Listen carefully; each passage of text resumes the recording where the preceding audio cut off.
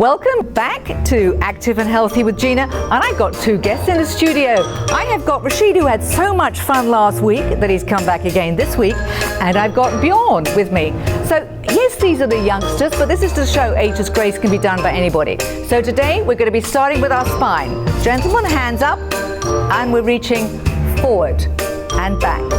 So this exercise is working on all 26 of your vertebrae. And as I said last week, remember the voice of the body is always wise. You move at your own speed and pace.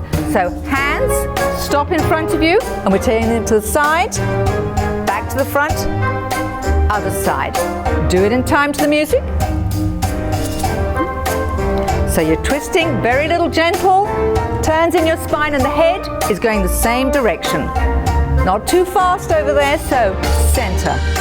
Side, center, side. So I hope you've got your sensible chair at home and you're seated, barefoot. Guys have got their socks and shoes off. Going to be able to help you move easier, particularly with the second exercise that comes up. Lovely. Last one, and hands down by your side, and we're just slipping down the side. So we're bending to the side, letting our hands drop. We don't have to go all the way down to the floor. But you're stretching out of your waist, you're using your oblique muscles here, and having this spine go side to side. Lovely. Very good. Now we're taking the hands up overhead and reaching up to the sky. So you're stretching slightly across the body, side to side. There we are, just getting warmed up, loosening up the shoulders. Okay, the next one is all going to be about hips and knees, and it's going to be quite active. So get ready. Are we ready to go? Come on, tap these feet. Lovely. A little marching arms as well, get this heart rate going. And we're going to take one leg in and out. Here goes. One side, doesn't matter which one. Out to the side and back. So we're going to do it in time to the music. That's good. Oh yeah. Hand out as well. Come on, Bjorn, let's get more limbs moving. We get more of the heart going. Fantastic. In and out. Going to the side. Side. Nice big stretch.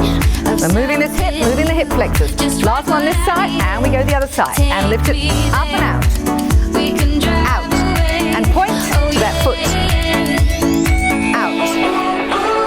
Legs to the side. Out. Listen to the midnight radio. That's great. So we're just getting these hips up and moving in comfort. Back to the center and back to a lift and down. Up, down. And you lift as high as is comfortable for you. If you can go high, great. Even if it's just a little lift off the floor. Maybe that hip's a bit stiff. But you just do as much as you can. How are we doing over there? Come on, you guys are young. Let's get these legs up a bit higher. Up. And keep breathing, kind of important. And back to a faster march. Very good. And we're going to turn it out to a little kick. So we're going to kick straight out in front of us. Alternate legs. That's right. So it's amazing just how much movement you can get and everything from the core, hips, knees, feet, ankles here. Point to the opposite foot. Don't have to touch it, but you can just keep pointing. That's good. Lovely. Slow that down, back to a little march again. And we're going to turn it to a kick and heel out to the corner. Out. Bit like a Cossack. So heels out. One of the reasons you don't need shoes, it's easier on the ankles, it's easier on the feet. You don't need any weight.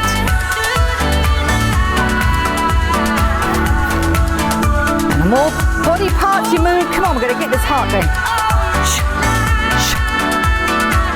All done seated, and this is only 10 minutes.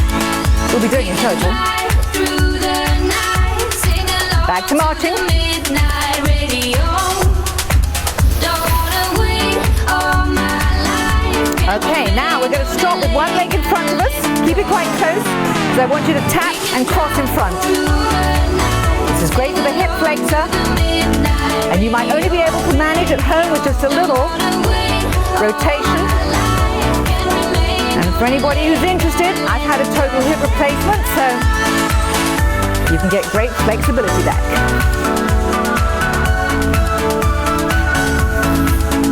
That's nice. Last one this side. Change sides. One leg fairly close. We can tap and we cross. Oh yeah, I can see Bjorn's got nice movement over there. Well done. Great, Rashied. Fantastic. We've got to be balanced, so we've got to keep finishing it up. Okay, now the last one we're going to do is very expressive. It's going to be using our imagination, it's using all our upper body, it's using our arms. And we are going to be painting today. So guys, grab your canvas, stick it in front of you, run your hands around the edge, nice white canvas. And we are going to draw a beautiful landscape today. So let's start with a little charcoal pencil and just draw your outline. So I've got some mountains. Oh, maybe Table Mountain. That's got a beautiful shape to it. But you draw your mountain any way that you want. Little crags. So you're using your imagination, and change your hands. With the other hand, you're going to draw some trees. It's all right, there's no marks here for art appreciation. This is your brain, you're just visualizing lots of little trees, maybe some little tufts of grass down the bottom. Very good. I'm not very good at drawing, but over on this side I'm going to draw a little person. So a little head. Mine's going to be a stick man, because that's going to be as good as it gets, really. Or a couple of them. I believe Bjorn's very good at painting, so I'm sure his picture's going to be much better than mine. How's your painting going, Rashied? It looks good. I like modesty. That's what I like. Okay, so let's get our paintbrushes. Reach down. I'm going to start with kind of a grey-brown to do my mountains to begin with. So do your mountains. It can be, maybe you've got watercolours. Maybe you've got pastels. Maybe it's oil paint, so it's thick pieces of oil that you're doing on your table mountain, or my table mountain. You can take it sideways. And then I'm going to get some black on the other side and just do the outline a little closer. Blue for the sky. Come, I want a nice big blue strokes up the top. You should let me go. My canvas has changed size. Is yours the same size you started with, or has yours got bigger? I always find my imagination runs riot when I start drawing. Nice blue sky. How about some little white clouds? Other hand, let's grab little white fluffy clouds. Okay, quickly sign it. Down the bottom. I'm putting Picasso, seeing if I can sell mine. What name's on yours? Surname. Oh, his surname. And you? Bjorn. Ah, I like it. And Rashied. Okay, what else? Oh, I think we still need to put big yellow sun. We've still got room for some sun up there. I think mine's a bit childlike, but heck, painting was never my forte. But in this process, you've been keeping your whole body, your shoulders moving. How about a little lacquer sprayed over the top? You don't want it running everywhere. And the other hand.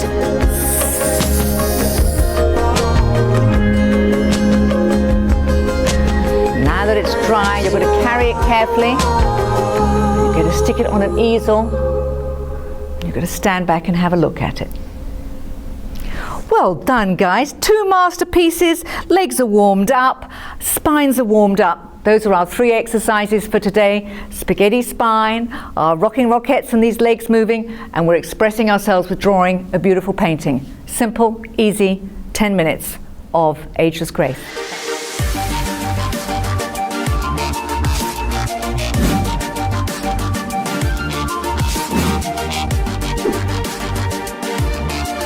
Hello and welcome back to Active and Healthy with Gina. And this week's subject is going to be the language of aging. All these words that we use around being old. Some of you who might have seen the very initial live video that Faisal Syed did with me to talk about the start of this show, he used the word elderly, which I reacted to and said, no, it's not elderly, it's senior. And I think part of it is this perception that we have at different ages as regards what is old. So I asked some of the young people around the studio today what is old to them. And to somebody who's 24, they said 70. Somebody else who was quite young said 48. I said, gracious me, that makes me very, very old indeed. But I am ready to celebrate the fact and take an age-proud stand for the age that I am going to be in April, which is 60, because I don't feel that old. And for the youngsters, I like to remind them as well, we are either all old or future old. I think the one thing about age is that we all know we're going to get older, and we're going to get, at one stage, very, very old. So it is these stereotypes around the wording and aging that we want people to change, because I think if we use those words, elderly, frail, we are looking at the very, very end stages of someone's life. And the reality is that the middle years are going on a very, very long time. So according to one of the guys in the studio, I'm really ancient, but I don't feel ancient. And the reality is we are living longer, we are working longer, we are enjoying life longer. There are more things that we need to be doing as we age to stop this aging process. So it's going to be all about staying active and fit. It's why even 10 minutes of Ageless Grace a day makes such a dramatic difference, because if you keep this body moving in simple ways, you are moving your joints, you're moving your hands, your fingers, you're moving your hips, your knees, your ankles, you're maintaining balance. It's absolutely fabulous for your body appreciates it, and you will move with ease.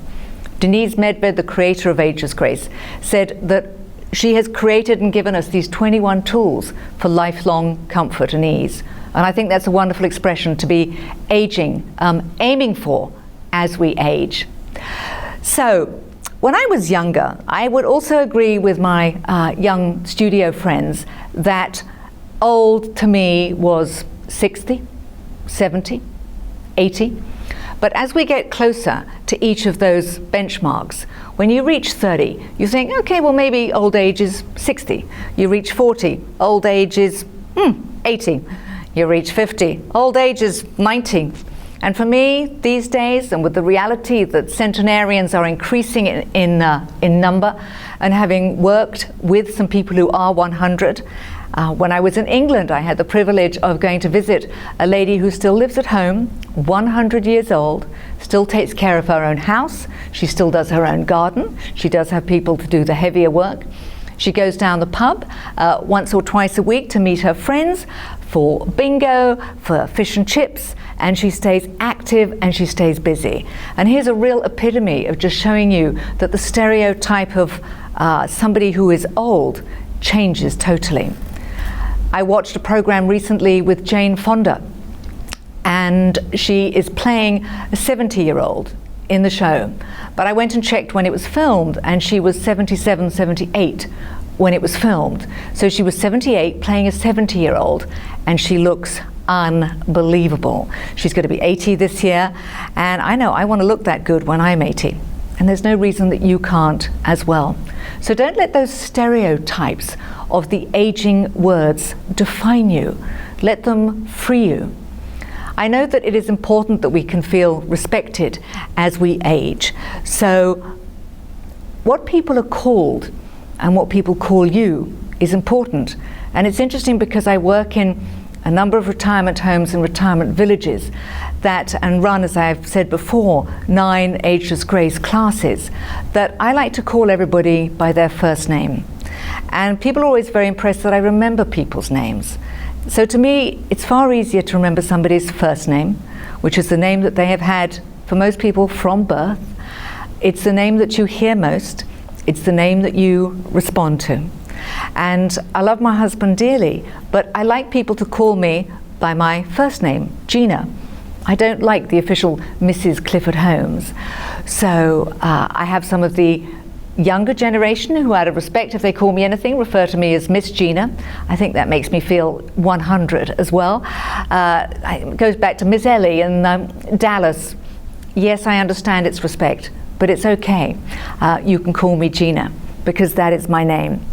So I've seen it in some retirement homes that they very much encourage that the seniors feel comfortable with being called by their first name, and they're addressed by their first name by the peers that they live with and by the staff.